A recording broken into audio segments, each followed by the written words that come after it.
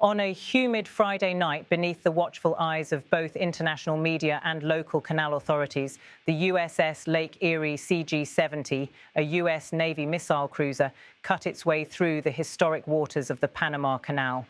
The scene, though familiar to the canal's long history of maritime traffic, carried far heavier implications this time: Washington's growing naval presence near Venezuela's shores. The warship entered from the Pacific side at approximately 9:30 p.m. local time, beginning its deliberate 8-hour, 80-kilometer journey through the locks and channels that link two oceans.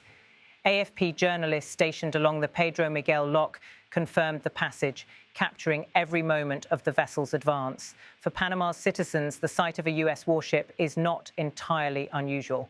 The canal has long been a transit point for American vessels. But the geopolitical climate surrounding this particular crossing made it stand out. As the cruiser's grey steel hull emerged under floodlights, questions about Washington's intentions in the Caribbean grew louder across the region. This movement is not an isolated event. It is part of a wider naval deployment ordered by Washington in response to tensions near Venezuela. For months, the United States has voiced concern about political instability in Caracas, narcotics trafficking across maritime routes, and the deepening ties between Venezuela and countries like Russia and Iran. The USS Lake Erie's journey through Panama is therefore more than a simple transit. It is, in the eyes of military analysts, a signal. Washington wants allies and rivals alike to notice that its Navy remains both capable and willing to project power in the hemisphere. Naval deployments of this kind are designed not just for deterrence, but also for reassurance. The Caribbean has seen a surge of activity in recent years, with Venezuela's leadership conducting military exercises involving drones, speedboats, and irregular militia units. Against this backdrop, the arrival of a heavily armed US missile cruiser raises the stakes. The USS Lake Erie is no ordinary vessel. As a Ticonderoga-class guided missile cruiser, it carries an array of advanced weaponry, including the Aegis combat system and a suite of surface-to-air and cruise missiles. Its very presence suggests not routine patrolling, but readiness for rapid escalation if required. Naval historians note that the Lake Erie has a reputation built over decades. From intercepting ballistic missiles in testing programs to providing escort in volatile seas, it has often been the chosen ship for high-profile missions.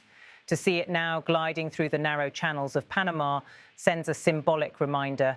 US power projection remains intimately tied to the geography of this canal.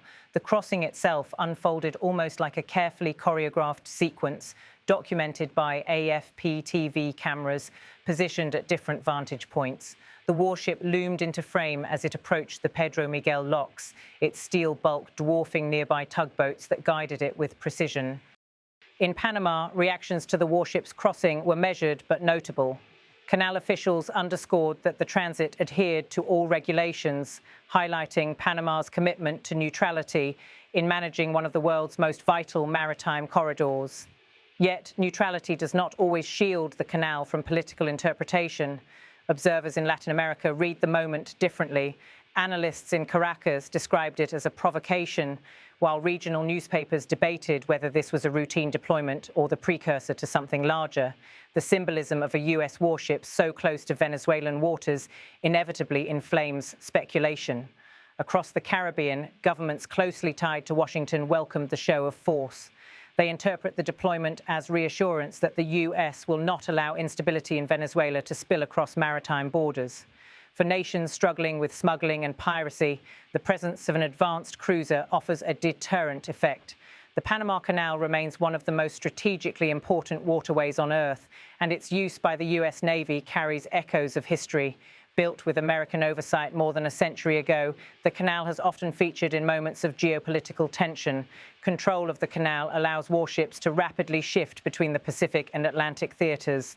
For the USS Lake Erie, the crossing meant repositioning from Pacific deployments into the Caribbean, cutting thousands of kilometers off an otherwise long voyage around South America's southern tip. This efficiency is precisely why naval planners continue to prioritize access through Panama, and why every such transit is watched closely by those with competing interests in the region. Officially, US authorities have offered little detail about the precise mission of the Lake Erie once it reaches the Caribbean. Pentagon spokespeople have avoided specifics. framing the deployment as part of routine regional presence operations, but the timing suggests otherwise.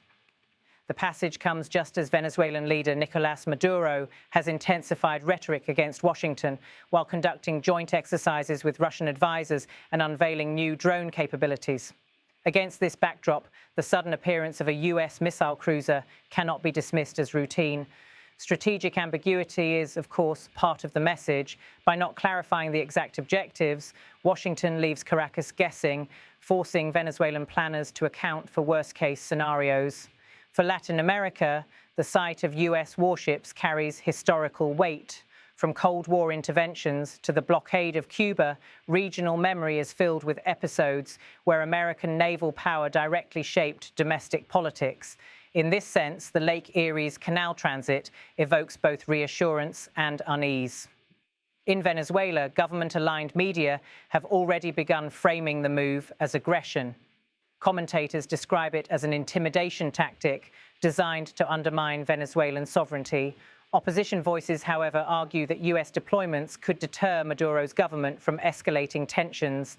In Panama itself, officials are keen to avoid entanglement. They emphasize the canal's neutrality under international treaties, yet they cannot prevent the broader political narratives attached to such crossings.